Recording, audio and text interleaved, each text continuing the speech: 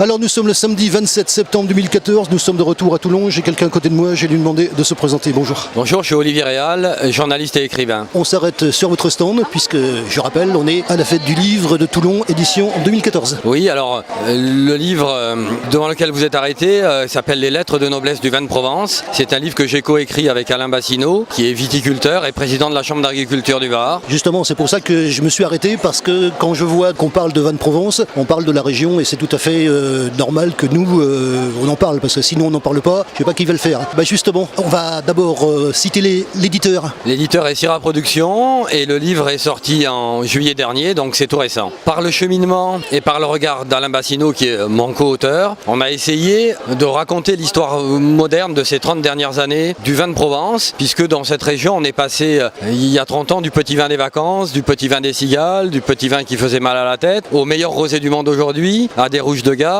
à des grands blancs, ce qui est plutôt rare en Méditerranée. Par la vision, par l'investissement, par la qualité, on a essayé de raconter cette histoire, de rendre hommage au vin de Provence, de rendre hommage à la Provence aussi, et aux vignerons, parce qu'on est vraiment dans l'humain. Il y a quelques années, on va parler d'abord de qualité et puis peut-être de volume. Qu'est-ce qui a changé justement au cours de ces dernières années? Le vrai tournant, il remonte à 1977, où les vins de Provence sont passés en AOC, en appellation d'origine contrôlée. On a à peu près tout changé dans la façon de travailler, puisqu'on a baissé les rendements. On s'est mis à s'impliquer de plus en plus dans la qualité. On a découvert par la maîtrise du froid sur le vin rosé, on a découvert des arômes, on a découvert du gras, on a découvert de la longueur. Et petit à petit, par l'investissement et par la vision, les vignerons se sont mis à faire de plus en plus dans la qualité et à monter en puissance. Et ça n'a jamais cessé depuis et ça continue encore aujourd'hui. Et donc justement maintenant on en est où, disons, au niveau de l'appellation vin de Provence justement, qu'est-ce que ça donne au niveau rayonnement? Elle rayonne d'autant plus que c'est la première région productrice de vin rosé en France, que c'est le premier vendeur de vin rosé dans le monde,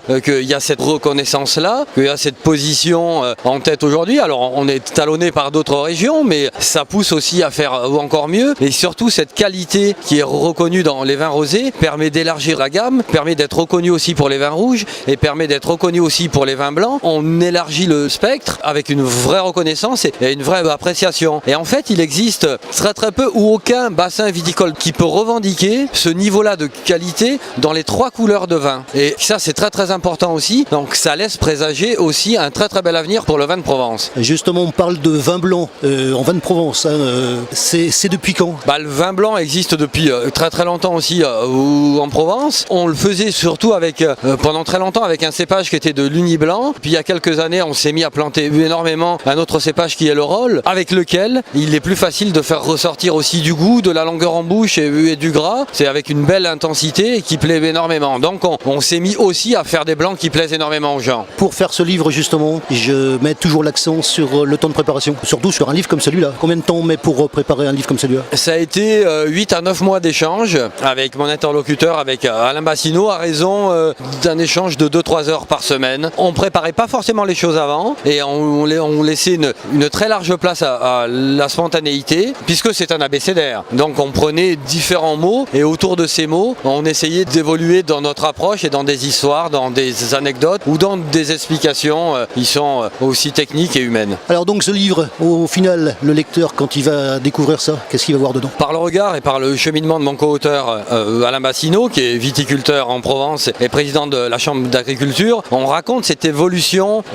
du vin de Provence depuis une trentaine d'années, qui était le vin des cigales, qui était le vin des vacances, qui était le petit vin qui faisait mal à la tête et qui aujourd'hui est le meilleur rosé du monde avec des rouges de garde, avec des grands blancs. Donc on raconte cette vision, cet investissement, ce cheminement vers la qualité de nos vignerons. Donc on parle de rosé, de blanc, de rouge, on parle de bio, on parle de no tourisme, on parle de foncier, on parle de vignes, on parle de spéculation foncière, on parle de vendange tardive. Et donc on aborde un très grand nombre de sujets sous la forme d'un abécédaire amoureux. Pourquoi amoureux? Parce que nous sommes deux passionnés de Provence et de vin de Provence. On est amoureux de notre région et puis on essaye aussi de cultiver l'authentique, qui est une denrée qui est très précieuse en Provence et qui nous tient à cœur.